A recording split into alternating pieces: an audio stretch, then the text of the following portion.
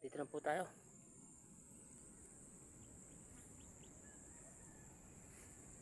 Ito po yung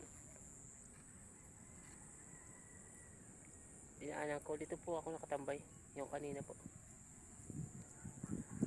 Dito po tayo. Tambay muna tayo. Para makuha na tayong lamig. At saka init. Kasi malamig kanina umaga. Umaga pa ako dito. Umaga pa akong lumabas sa bahay. Medyo malamig. Ngayon painit muna tayo. Dito ako nagpasyal sa mga palayan. Para makita naman natin yung video natin na mayroon naman tayo makakakuha ng aral na parang yung pinupuntahan natin, may mga naaalala tayong mga pinagdaanan natin ng mga bata pa tayo sa kabundukan, yung mga magulang natin nag-aani sa saka, pinaghahanap buhay nila yung magsasaka lang talaga. Kaya dito ako laging pumupunta para may alaala ko lagi. Hindi naman kasi nakakatamad pabalik-balik sa palayan, basta maganda lang yung pinupuntahan mo, yung mga lugar mo pinupuntahan, may ginagawa ka, may tinatanim ka, tulad po ganyan o.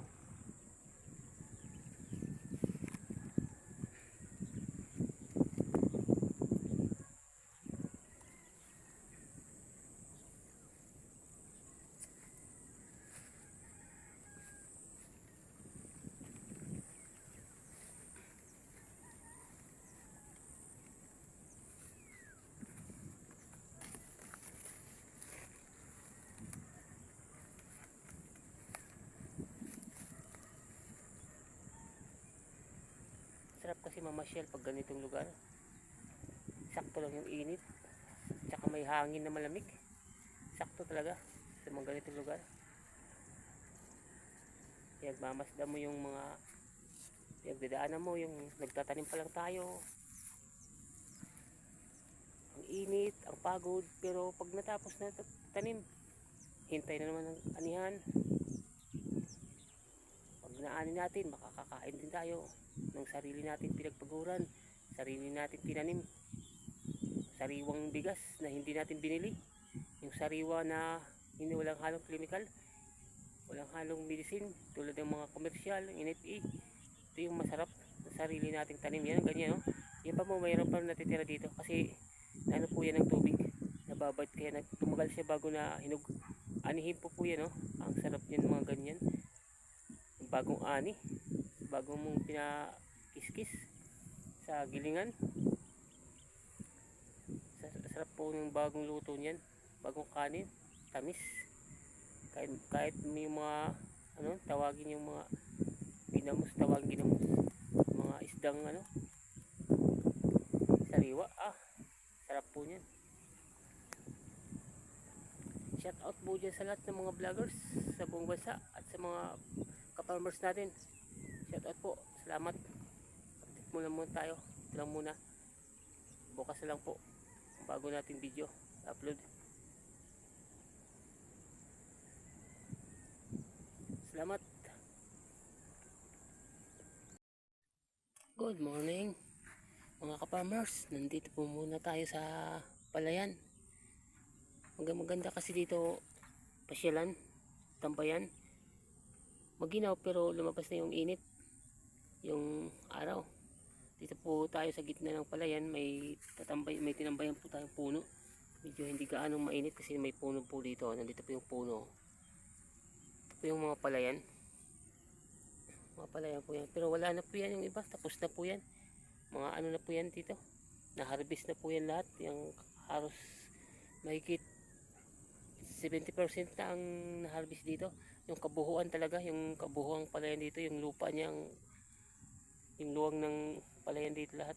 Mga 70% lahat na ani na. Dito tayo kasi pumunta kasi lang muna tayo. Update muna tayo sa ating vlog kasi wala pa tayong ni-upload.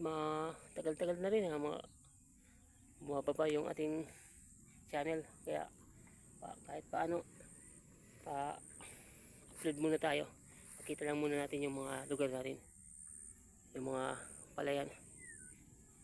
sunod na araw siguro mga Lunes baka may puntahan tayong trabaho tulad ng mga dati kong in-upload ng mga trabaho. Yun ang ano na ulit natin, i-upload natin. Kukunan natin ang mga ginagawa nating trabaho, yung mga paggagawa ng construction, gawa ng mga gawaing bahay. Ito po yung mga ano lang muna natin to, update muna natin yung mga palay natin. Dito po ako sa ano, kanal to dati, puno to ng tubig yung panahon na tag-ulan, no, puno yan, may isda pa nga yan dyan, bisan talon-talon, lumalangoy-langoy, may butas kasi yan dyan, may tubig kasi yan dyan. Ngayon tag-init na, nanuyo na siya.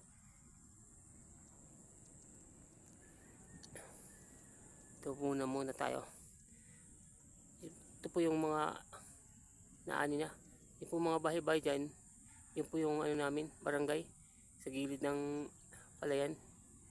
Yun po yung mga bahay-bahay dyan sa gilid ng palayan.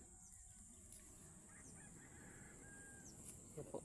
Yung iba po dyan wala na po, tapos na po talaga. Ginagawa lang muna natin ng content para meron tayong i-upload. Mag ano muna tayo, tingin muna tayo dito sa ano, sa mga ano natin, palayan natin.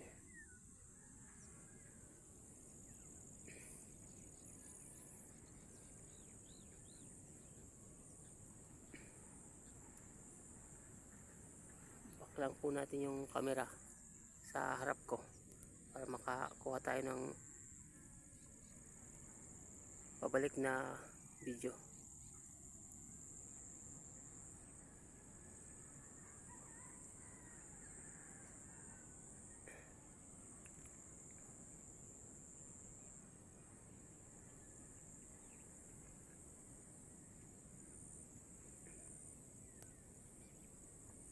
Ganda talaga ng view pag iniisip mo, tinitingnan mo, parang may naisip ka ng mga pinagdaanan mo dati sa mga bundok na yan, no? Pasyal ka dyan, may bahay ka dyan, may kubo kang maliit, tapos may mga hayop tayo dyan, naka ano lang siya, paggalagalang hayop, tapos may mga gulay-gulay. Sarap talaga. Mga ganyan yung panahon, ganitong binalik-balikan natin yung panahon natin, no?